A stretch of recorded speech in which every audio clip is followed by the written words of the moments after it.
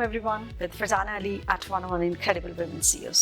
आज हमारे साथ हैं Mariam Nisar, senior director at Jazz and CEO of Flair Curve. Welcome, Ms. Mariam. Thank you. Mariam, would you like to share your personal journey with us today? Yeah, sure. So my personal journey, I call it professional also because my primary focus has always been on my professional life. So yeah, it has been very exciting. I must say a roller coaster for me. I started off with my engineering back in 2010 when I did my mechatronics engineering, and then I started off with a local company called Packages. Started off with supply chain, and then meanwhile after 2 to 3 years of my professional career I did my business degree, and that is where I changed my field to sales. So since 2014 I have been into sales, and I have been looking after various regions across Pakistan. By now I'm working in my 5th company so far. I started off with Packages, as I said earlier. I moved on to Coke, then I joined Telenor, and then Unilever, and currently I'm working with Jazz. So it has been a very a great experience and journey so far, and something that has given me the meaning of my life. And meanwhile I discovered in I think 2015 2016 that I can also be somewhat better in corporate trainings. That is where I started off with my corporate trainings as well, and because this has been my passion, and I always feel that why not give some positivity and energy to people around, particularly women, because as I told you, I'm working in sales, so you don't see a lot of women in sales. So hence I take it as my own responsibility to ensure that I actually give that confidence and give them the meaning of where somebody would want to be. So I would rather want myself to be a beam of light, and give that energy to people where they can also explore themselves, and they can also be a better part of the country, where they can, especially women, they can also play a role and be financially stable, which is something I think the requirement of the time. Well, Mariam, जैसे कि आपने बताया कि you started this journey in 2010, yeah, and ended up at Jazz, and it was a long journey. How do you plan to shape the women image during this time? Well, my answer would be a little different from what generally you hear from people. So I believe in women being more assertive and more confident and being more strong, as opposed to no harm in actually having the softer image of women, because this is something that is inbuilt also. But I think to be somebody, you actually need to do something out of the box, and you need to do something that probably people in the past have not done.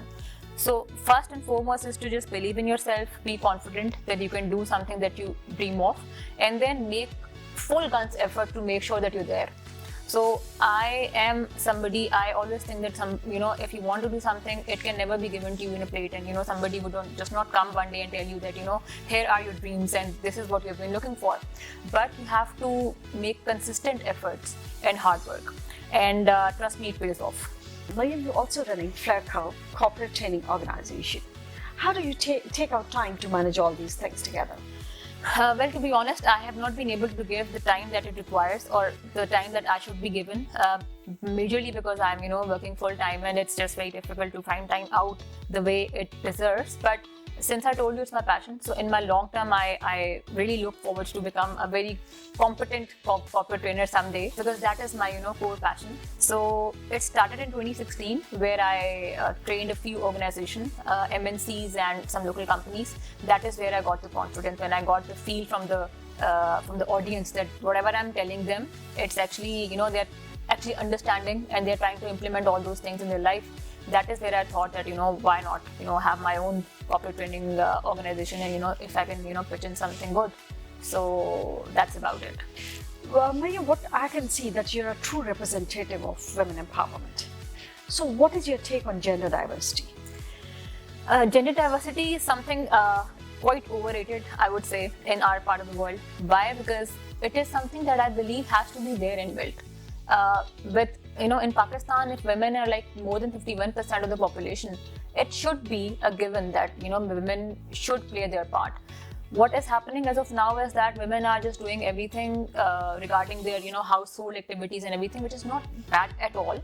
But I think it is, as I see it, it is our primary objective and responsibility to also, pitch in our, if we are good at something, why not? It will also make us more independent and financially stable. So for me, this is the thing. This is something that we actually need to do as far as we progress further. It will actually help our country to grow even further, I believe. Nowadays, women are called the future of Pakistan. Why and how? Because I think there's a long gap. As I see it, generally what we do in business is that we always see the opportunity. We talk about, generally in sales, I think we talk about market share a lot, generally in organizations. So why do we discuss market share is because the opportunity that we have, not to let the competition in. So for women in Pakistan in particular, I think there's a long journey to go. So hence, I don't think we have even done 10% of what is required of us. So it has to be a future, whether you like it or not. And plus, I think it is very unfair and unjust to expect from a man or the family to do everything, unless, again, it's not about finances as a whole, and I do understand that there has to be a division of work.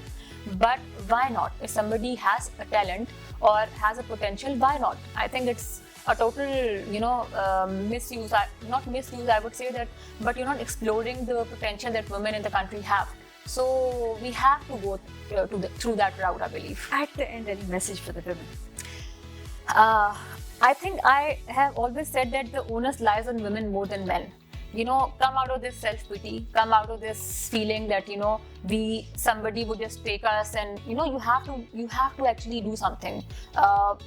Enough of cribbing, enough of talking about all these issues and stuff. Unfortunately, I'm generally very open about things, but I always see those organizations and NGOs talking about women development, women empowerment, but practically, I don't think we are helping women to do something that we actually should do as a community.